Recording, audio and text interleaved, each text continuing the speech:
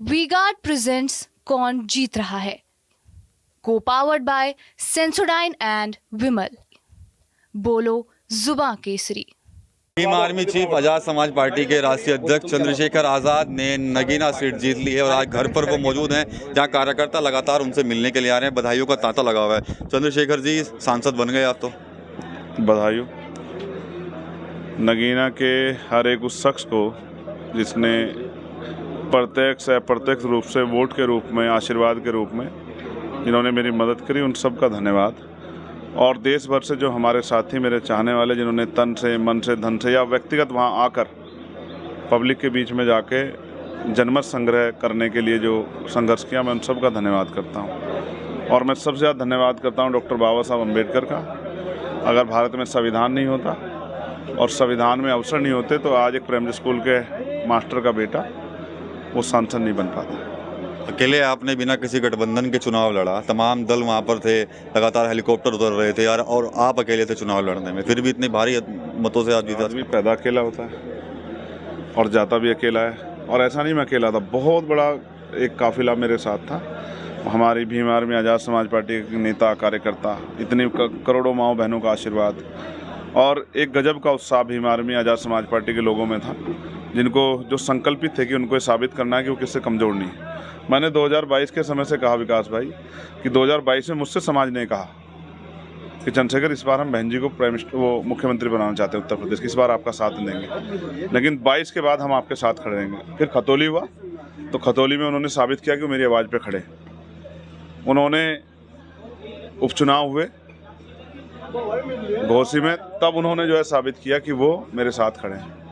और अब उन्होंने मेरे व्यक्तिगत चुनाव में और मेरे कहे से भाजपा को रोकने के लिए जिस तरह से पश्चिम उत्तर प्रदेश का तो फर्स्ट फेज का आप हाल देखो तो आपको एहसास हो जाएगा।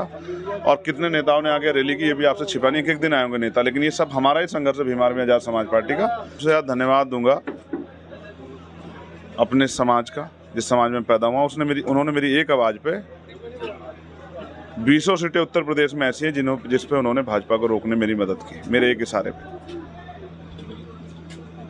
मुस्लिम समाज का, किसान जातियों का, पिछड़े वर्ग के लोगों का, तमाम सब लोगों का सब मैं धन्यवाद दूंगा जिन्होंने मुझे आशीर्वाद दिया और मेरे ऊपर भरोसा किया। मैं उनके भरोसे को टूटने नहीं दूंगा। पूरे देश में कहीं भी किसी कमज़ोर पे जुल्म होगा, किसी गरीब पे, किसी भी जाति के व्यक्ति पे, न्याय महिलाओं पे, तो चंद्रशेखर आज़ाद पूरी ताकत से उसकी लड़ाई लड़ने काम करेगा।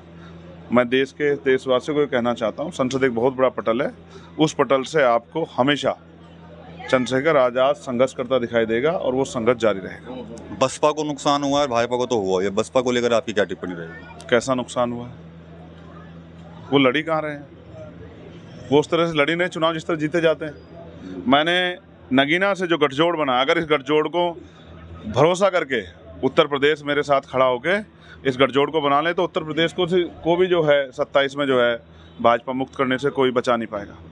जो गठजोड़ नगीना में बना, दलितों का, मुसलमानों का, पिछड़ों का, किसान जातियों का, न्याय पसंद लोगों का, अगर यही गठजोड़ उत्तर प्रदेश में बन जाए तो हर सीट इसी अंतर से जीतेंगे और परिणाम जो है वो उत्तर प्रदेश के हित में होंगे। उत्तर प्रदेश को भी इस अन्याय से मुक्ति मिलेगी।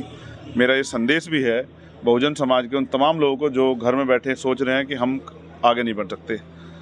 नौजवानों को भी मेरा संदेश है कि धनबल, बाहुबल और विरासत की राजनीति से अलग भी कोई कामयाब हो सकता है अगर वो सच्ची तमन्ना के साथ काम करे। काशीराम साहब कहते हैं, तमन्ना अगर सच्ची हो तो रास्ते हजार होते हैं, तमन्ना अगर झूठी तो बहाने हजार होते हैं। हम पे रास्ते बहुत हैं, हमारी तमन्ना सच्ची है। आखिरी सवाल, बस भारतीय जनता पार्टी की फिर से सरकार बन गई, इस पर क्या कमेंट करें? बधाई दे सकता हूँ। उसके अलावा जनमत दिया है जनता ने, लेकिन मैं तो चाहता था कि भारतीय जनता पार्टी को इस बार सबक सीखे भारतीय जनता पार्टी, दोबारा तानाशाही का दौर ना है।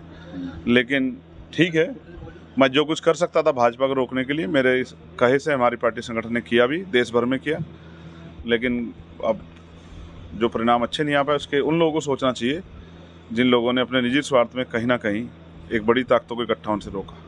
तो ये थे चंद्रशेखर आज़ाद जो भीम आर्मी के राष्ट्रीय अध्यक्ष हैं, लेकिन अब नगीना सीट से वो सांसद बन चुके हैं। और आज सांसद बनने के बाद जब वो अपने घर पर आए थे तो यहाँ उनका अपने समर्थकों ने उनको घेर रखा है और यहाँ पर बधाइयों का तांता लगा हुआ है। और लगातार अब जब हम उनसे बात की तो साफ तौर पर अपनी जीत का श्रेय वो जनता को दे दे। साथ साथ उन्होंने भारतीय जनता पार्टी और बहुजन समाज पार्टी पर भी कहीं ना कहीं एक निशाना भी साधा है। TV9 यूपी के लिए सहारनपुर से विकास कपेल।